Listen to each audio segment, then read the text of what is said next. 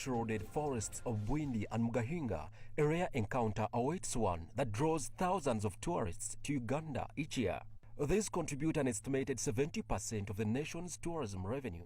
Mountain gorillas, numbering fewer than 1,100 worldwide, are found predominantly in Uganda, Rwanda, and the DRC. Bwindi Impenetrable National Park alone shelters over 450 gorillas, with 28 families in both Bwindi and Mugahinga, making them crucial habitats for their survival. The communications manager of Uganda Wildlife Authority, Bashiru Hanji, says gorillas are remarkable creatures displaying intelligence, complex social behaviors, and strength. Mountain gorillas are unique creatures.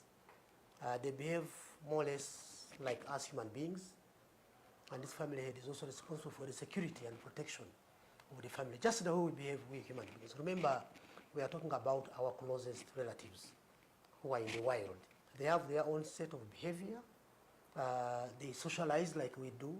Gorillas live in close-knit groups led by a silverback who defends the family with unmatched strength and loyalty. Their behaviors, chest beating, tool use, and even nesting reveal a closeness to human beings that is fascinating yet fragile. Geoffrey Baluku, a tour operator, says while gorilla trekking is a premier attraction, it's challenging for visitors due to poor road conditions. The road from Kisoro to Mkuringo, Mkuringo to Rushaga, Rushaga to Ruhija, Ruhija to Buhoma.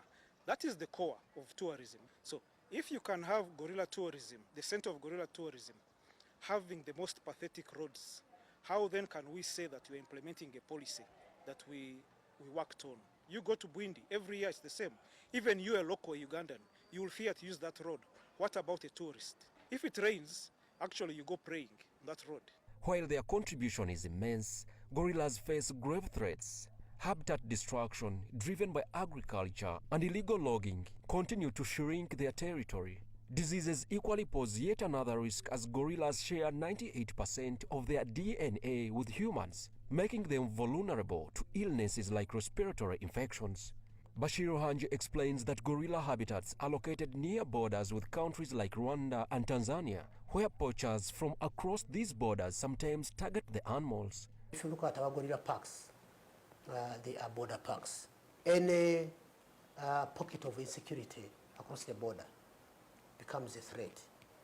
Recall that there are people who want to eat these gorillas. We don't eat them, but there are people out there who look at them as a delicacy. Despite these challenges, Uganda's gorilla population has steadily grown due to strict measures limiting tourist interactions to protect gorillas' health and preserve their habitats. Because of inadequate resources, we cannot habituate many groups. And as such, all the people who are coming for gorilla tourism are only looking at these 28 groups. Yet we should have as many, like even 50, something like that. And then the issue of manpower, we do not have sufficient manpower on the ground. A single gorilla trekking permit costs up to $800 US, with portions of this fee supporting conservation and local communities.